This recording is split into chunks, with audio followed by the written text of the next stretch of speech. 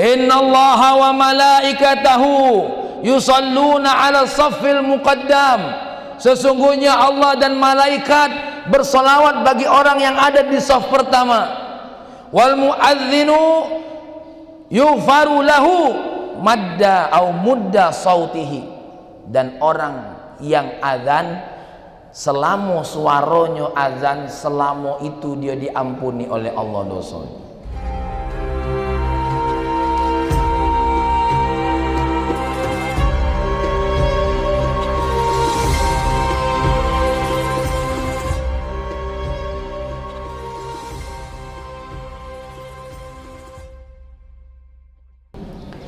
Saya pagi hari ini ingin berbicara tentang hikmah azan dan keistimewaannya.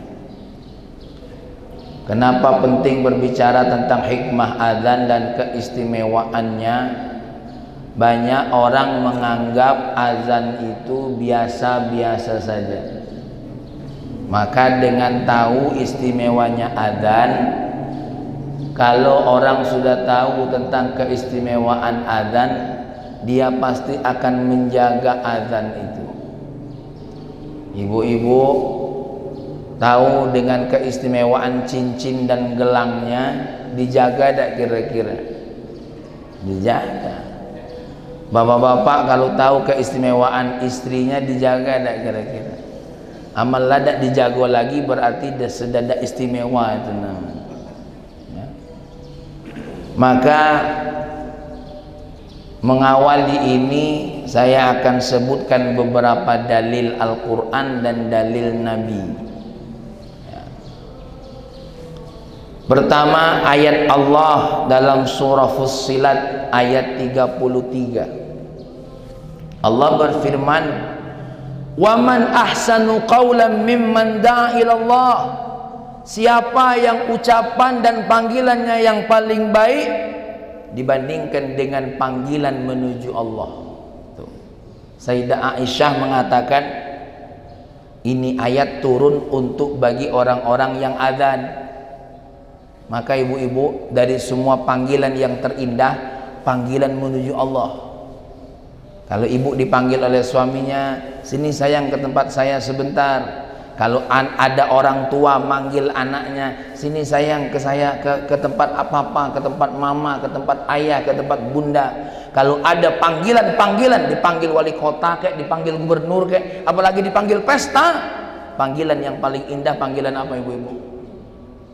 Panggilan azan. Ibu-ibu diundang tetangga tidak hadir, enak tidak kira-kira?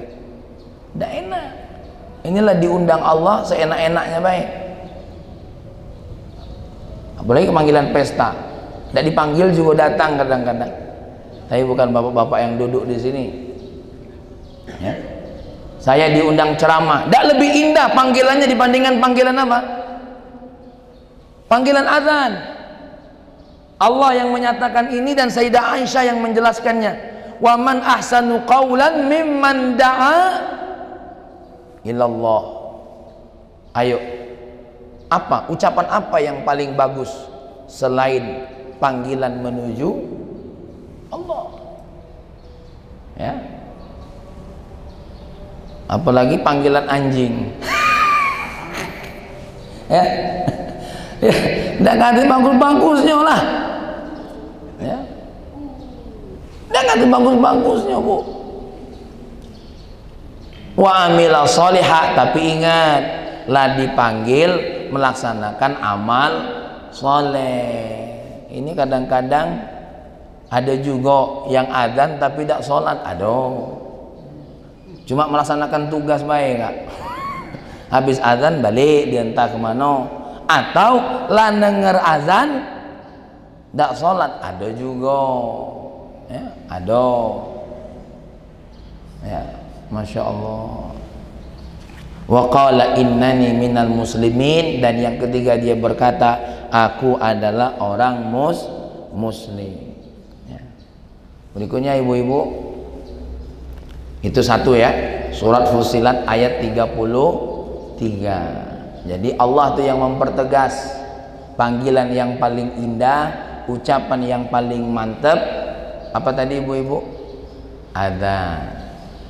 Berikutnya saya akan bacakan hadis satu persatu. Hadisnya banyak, ini sebagian saja ya, saya ambil dalam kitab Fiqhus Sunnah dan juga kitab Taqriratus Sadidah. Ini karangan Said Sabiq, ini karangan seorang Habib Hasan bin Ahmad bin Muhammad bin Salim Al-Kaf ya, ini beliau mencatat ini dari Habib Zain bin Ibrahim bin Zain bin Smir, seorang ulama Madinah, aslinya orang Indonesia. Sengaja saya bacakan kitabnya supaya ibu-ibu ya, bapak-bapak tahu istimewa yang saya baca ini ada referensinya. Yang pertama, hadis Nabi dari Abu Hurairah, riwayat Imam Bukhari dan selain Imam Bukhari. Apa kata baginda Nabi? Lau ya'lamun nas ma fil adhani wa saffil awal thumma lam yajidu illa an yastahimu alaihi lastahamu. Ibu-ibu, kata Nabi, kalau orang tuh tahu keistimewaan azan dan shaf pertama, kemudian disyaratkan tidak boleh dengar azan atau tidak boleh masuk pada shaf pertama kecuali dikuncang, kecuali dipilih, maka orang itu pasti akan minta dikuncang namanya. Jadi artinya Bang Samsudin, wong tuh tahu, kalau dia tahu tentang keistimewaan azan dan shaf pertama, dia pasti akan merebutnya walaupun dikuncang sekalipun. Tapi sayangnya banyak orang-orang tidak tahu dulu keistimewaan ini. Paling seneng di shaf terakhir, paling seneng. Aku di belakang baiklah, duduk dekat beduk.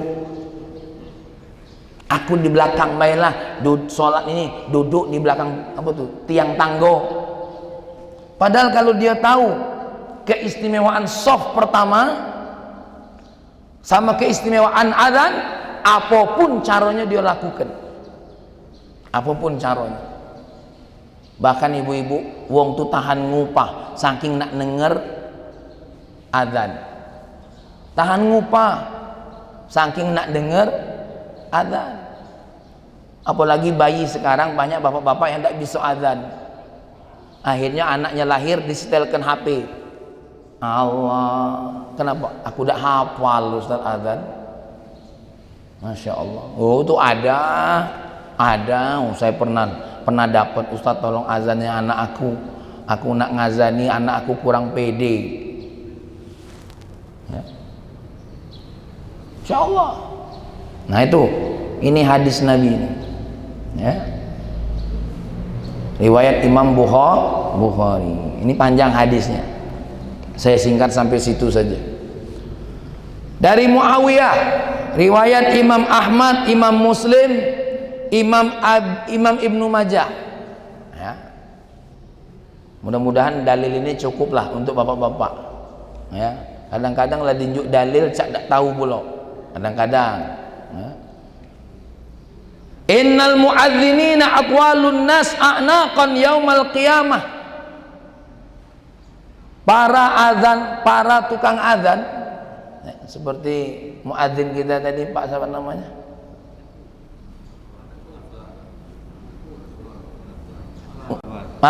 Pak Azwar, Masya Allah, aku ini lupa ingat nama beliau nih ya. Ustaz Azwar tadi itu ya, orang yang senang azan nanti di akhirat lehernya paling panjang. Apa maksudnya leher panjang? Nah inilah pentingnya kita membaca hadis tidak cukup terjemah.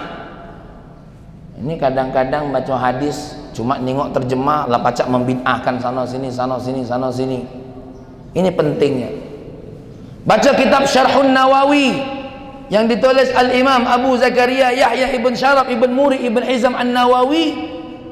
Ada penjelasan beliau dari beberapa ulama tentang maksudnya para muadzinin itu lehernya nanti di akhirat paling panjang. Yang pertama maknanya apa? Nanti yang paling pacak nengok rahmat Allah di hari kiamat tuh para tukang azan. Kenapa? Ketika nanti di sana tuh Pak ya, Wak Zainal, uang tuh nengok-nengok mana pintu surga, mana Nabi Muhammad, mana yang pacak nunjuk syafaat. maka orang yang paling mudah nanti melihat orang yang apa? Ahlul adzan. Apa sebab? Lehernya dipanjangkan oleh Allah. Itu makna yang pertama. Maka Pak Azwar kayak itu, Ustaz Azwar, kapan kepalanya celingak-celinguk, oh itu Azwar. Ya. Walaupun wongnya pendek, artinya nanti orang yang paling bisa melihat rahmat Allah, ya. Paling banyak lah. Itu salah satu pendapat yang disampaikan oleh Syekh Nawawi. Karena kata Syekh Nawawi, ulama berbeda pendapat tentang makna ini. Lalu Syekh Nawawi berkata apa? An-Nadhir bin Shumail berkata, orang yang paling selamat dari keringatnya yang berkucur nanti adalah para muadzinin. Kenapa? Ketika banyak yang tenggelam dengan keringatnya masing-masing di padang mahsyar, maka yang paling selamat adalah orang yang senang azan. Kenapa? Dipanjangkan oleh Allah lehernya. Tuh maknanya. Ya. Yang kedua, Imam Ibnul Arabi berkata, orang yang paling dianggap banyak amalannya adalah orang yang azan. Apa sebab? Ada hubungannya dengan hadis yang berikutnya akan saya bacakan. Ya. Tuh. Kemudian Imam Qadhi Iyad berkata, termasuk salah satu orang yang akan cepat masuk surga siapa? Ahlul adzan. Nah, zuhur ini berebutlah. Jadi mik masjid besok berebut. Saking semangatnya kak wong nak azan. Jangan main-main. Kenapa amalannya paling banyak? Saya bacakan hadis yang berikutnya. Dengerin baik-baik, jangan cak dak tahu. Ngapa lah aku marah? Ya. Innallaha wa malaikatahu yusalluna 'ala saffil muqaddam. Sesungguhnya Allah dan malaikat bersolawat bagi orang yang ada di saf pertama. Wal muadzinu yughfaru lahu madda au mudda sautihi. Dan orang yang azan, selama suaranya azan, selama itu dia diampuni oleh Allah dosanya. Allahu Akbar, Allahu Akbar. Nah, sepanjang itu malaikat sibuk minta ampun untuk dia. Tapi jangan panjangi go. Kita yang berdoa supaya kau masuk neraka. Lamunian. Itu sepanjang dia azan, sepanjang itu Allah mengampuni dosanya. Masya Allah.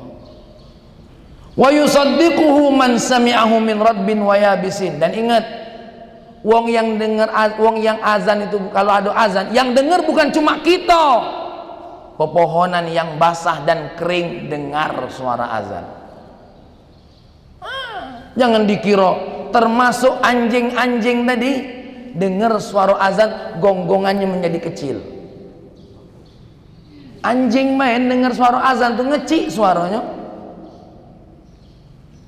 Ya. Tuh, pohon-pohon baik yang basah maupun yang kering, termasuk daun yang gugur, itu pun kalau nengok hadis ini Mang Samsudin, kalau ada azan dia membenarkan azan itu. Nah, ini ada manusia yang telinganya masih basah dengan kotoran telinga, tidak galak dengar azan. Padahal kupingnya masih basah dengan kotoran apa tadi? Kotoran telinga. Siapa yang ngomong congek tadi?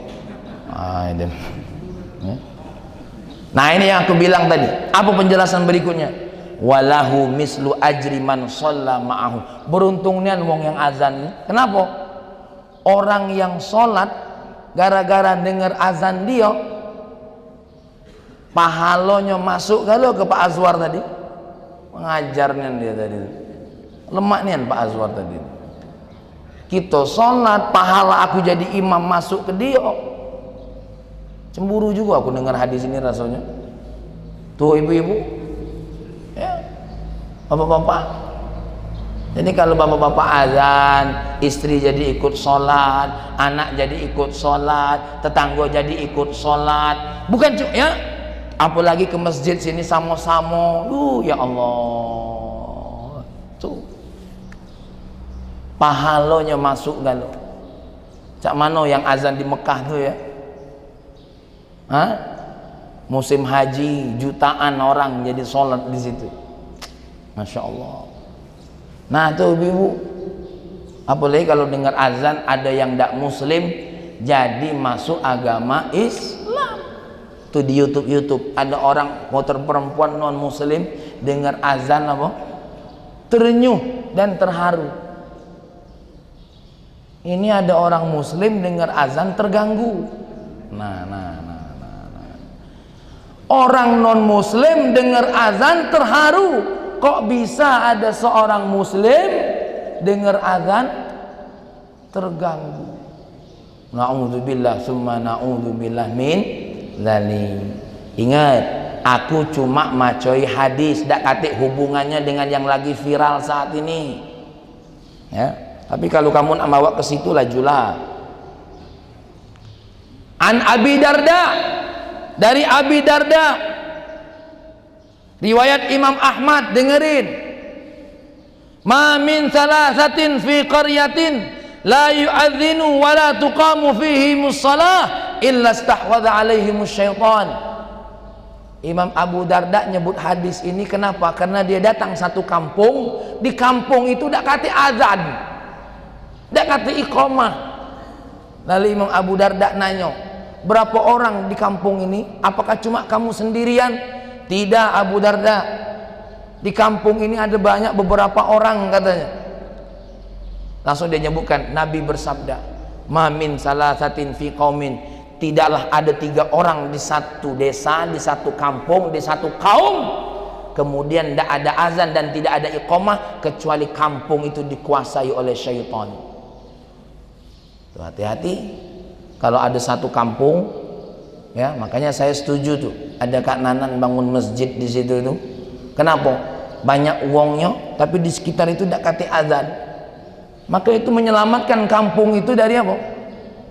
Dari kuasa syaitan. Ya. Makanya bapak-bapak, ibu-ibu paling mudah kalau ada satu kampung di situ banyak prostitusinya, banyak perzinahannya, bangun masjid, suruh diazani setiap waktu sholat. Insyaallah. Kenapa? Azan itu nanti ada sebuah hadis Nabi. Nanti sabar. Ya, sabar, siko. Aku nyebutin hadis ini penting. Ya, supaya kita tahu keistimewaan azan. Jadi ibu-ibu kalau dengar azan itu istimewa. Ya, punya cucung bisa azan istimewa. Ya. Baik. Dari Abu Hurairah, al-imamu dhaminun wal muadzinu mu'taminun, Allahumma arsyidil a'imma waghfir lil muadzinin. Ibu-ibu, orang yang jadi imam sama orang yang jadi azan dapat doa Nabi. Apa kata Nabi? Allahumma arsyidil a'immah, ya Allah kasih petunjuk para imam-imam sholat, dan ampunilah dosa-dosa para muadzin. Kenapa? Sebab karena imam itu dhamin, imam itu penjamin makmum. Kalau dia masbuk, Fatihahnya siapa yang nanggung? Imam. Kalau dia cuma ketemu rukuk, siapa yang nanggung tegaknya? Imam. Kalau makmum ada yang lupa, siapa yang nanggung? Imam. Jadi imam itu nanggung. Ya, bukan mudah. Bahkan sebagian ulama mengatakan surat sunnah kan ibu-ibu tidak baca, siapa yang nanggungnya? Imam. Walaupun ibu-ibu tidak hafal surat yang aku baca tadi, tapi aku nanggungnya. Beda dengan muazin. Kalau muazin itu mu'taman, bukan mu'tamin, maaf, mu'taman, orang yang amanah. Nih, muazin itu harus amanah Pak Azwar. Jangan sebelum waktulah azan. Kalau ada wong puasa denger azan Pak Azwar belum waktunya, dia yang nanggung dosanya. Jangan main-main. Makanya harus amanah. Kenapa? Terkait dengan waktu sholat, terkait dengan waktu sahur. Oh jadi Pak Azwar, kita panjangin dikit waktu sahurnya. Jangan main-main. Pak Azwar yang nanggung. Ya. Kalau lagi bulan puasa agak terlambat beberapa menit boleh. Kalau lagi buka, kalau lagi sahur ya agak dipercepat tak jadi. Oh, tapi jangan dicepat nian maksudnya tuh. Tapi kalau ada niat menerlambatkan tuh bahaya. Karena apa? Dia amanah urusan waktu. Jangan main-main. Makanya Bu, kerja muadzin itu berat, bukan basing-basing. Kerja muadzin tuh nanggung dosa wong banyak tuh, jangan main-main. Ya. Apalagi kadang-kadang waktu bulan puasa muadzin ini banyak dikatoi. Ayo belum azan bae. Lah belum waktu, ya. Dan kadang-kadang banyak wong yang lagi buka walaupun azan zuhur. Apa kata yang buka tadi? Miripnya dengan azan maghrib.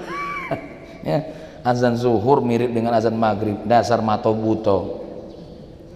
Ya, ibu-ibu yang dimuliakan oleh Allah. Ini saya bacakan hadis yang berikutnya. An Uqbah bin Amir, ini riwayat Imam Ahmad, Abu Daud dan Nasai. Nabi berkata, yaqulu yu'jibu rabbaka. Allah itu merasa kagum. Apa yang buat kagum? Min ra'i ghanamin fi syadhiyatin bijabalin, dengan orang-orang yang memelihara kambing di salah satu tempat terpencil yang ada di gunung. Kenapa? Yu'adzinu lis-shalah wa yusalli. Waktu dia nak sholat dia azan. Nih bapak-bapak kalau di kampung, waktu ada di kebun-kebun di gunung-gunung, kalau nak sholat sunnah azan, tidak apa-apa. Sunnah azan walaupun dewean sunnah azan. Karena Allah kagum dengan orang-orang yang memelihara kambing di gunung-gunung di atas-atas itu, waktu sholat dia azan dan sholat. Fayaqulullah azza wa jalla, lalu Allah berucap, lalu Allah berfirman, unzuru li abdi, tengoklah hambaku ini, yu'adzinu wa yuqimus shalah, dia azan dan dia baca iqamah, ya khafu minni, penuh dengan rasa takut kepadaku. Apa kata dia?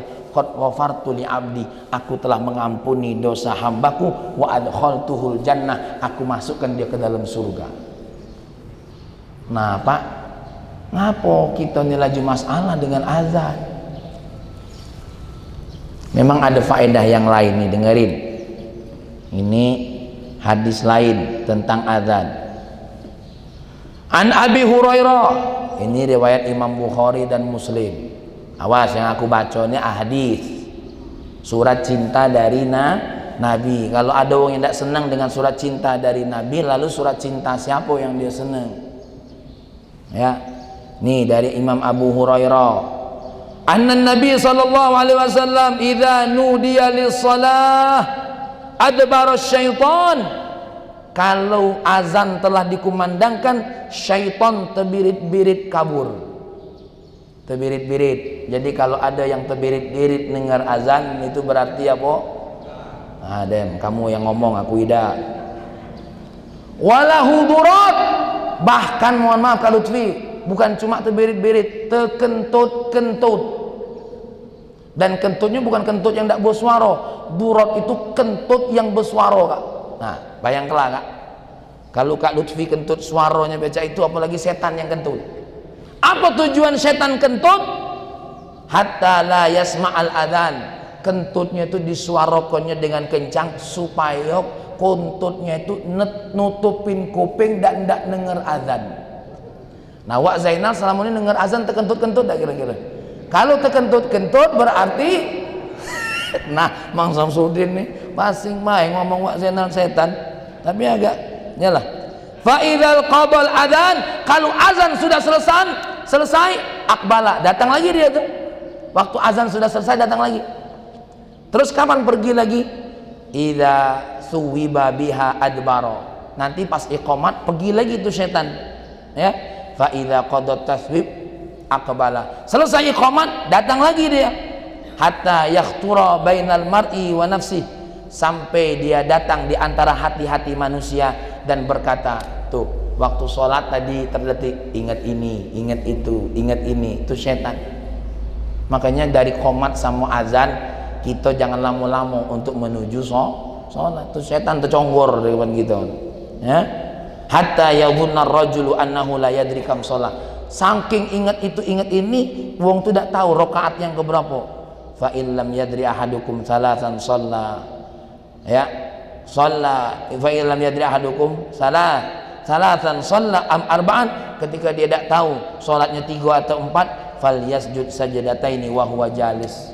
Maka kalau kita ada yang lupa, kita sujud sahwi. Karena waktu kita ini 3 atau 4, berarti kita ngambilnya 4. Ya, kenapa kita sujud? Takut kita tuh sudah 5 rakaat. Kalau kita lupa antara 2 sama 3, kita ngambilnya 3. Lalu setelah itu kita sujud sahwi, takut kita sholat maghribnya jadinya berapa? 4. Karena kita ragu-ragu gara-gara siapa tadi? Nah, kencengnya kamu ngomong setan. Nah, inilah ibu-ibu yang dimuliakan Allah, keistimewaan adzan. Sebagai penutup, ada 4 hikmah adzan. Ini sesuai dengan judul. Takut di YouTube Masjid As-Salam jadi kurang, tidak sesuai dengan judul. Apa yang pertama? Al-i'lam bidukhulil waktu. Pentingnya adzan itu nunjuk tahu waktu lah masuk. Ujat Sopik Ustaz Nuri, suara azan inilah dikencengkan, banyak yang tak sholat, apalagi dikecii, kata beliau. Ya. Yang kedua, ad-da'watu ilal jamaah. Pentingnya adzan ini manggil untuk jamaah. Ya. Yang ketiga, al-i'lamu bi maudhi'il jamaah. Nunjuk tahu tempat berjamaah, nganjuk suara, oh di situ. Ya. Baru yang keempat, izharu syiaril Islam, ya, menunjukkan syiar Islam. Saya nanya, ketika Nabi berhasil menguasai Mekah, apa yang dilakukan oleh Nabi pertama kali? Sedekah, hadiah, bangun rumah? Tidak. Nyuruh Sayyidina Bilal naik pucuk Ka'bah, ngapain? Adzan. Syiar Islam, tanda Islam masih berjaya di daerah itu. Jangan sampai Lubuk Linggau, Indonesia jadi Turki yang kedua. Tahun 2008 Kak Lutfi, aku main-main ke Turki, dak kati suara azan. Ya, dak kati suara azan. Caranya bagaimana? Mulai dari ngecik ke teko alat mic-nya dikecik ke. Ya. Tuh, sampai-sampai yang azan pun disuruh azan dengan bahasa Turki. Kita tidak kebayang kalau Pak Azwar azan pakai bahasa Chol. Allah bersyok je. Ya, Allah paling bersyok. Nah, ya, terserahlah kalau wong Padang nak azan dengan bahasa Padang. Paling tidak lemak takutnya bahasa Chol. Allah Maha bersyok. Nah, Maha bersyok. Ya. Makanya ibu-ibu yang dimuliakan oleh Allah, mengatur suara mic kita setuju, betul? Tuh, diatur, jangan terus bersuara, kaki wong jadi terganggu, betul. Tapi kalau mengatur, mengecilkan suara azan di dalam sunnah azan Kak Lutfi, justru azan itu harus kenceng. Ngapa kupingnya harus dicairkan? Supaya suaranya kenceng. Baiklah ibu-ibu yang dimuliakan oleh Allah, mudah-mudahan kita senantiasa diizinkan mendengarkan suara azan. Amin. Allahumma salli wa sallim ala sayyidina Muhammad wa ala ali sayyidina Muhammad. Ya Allah, senantiasa telinga kami senang mendengar azan, hati kami menyambut azan. Jadikanlah kami orang-orang yang senang melantunkan dan mendengarkan suara azan. Jagalah para muadzin kami ya Allah, sebagaimana Nabi mendoakan mereka untuk senantiasa diampuni oleh Allah. Jagalah para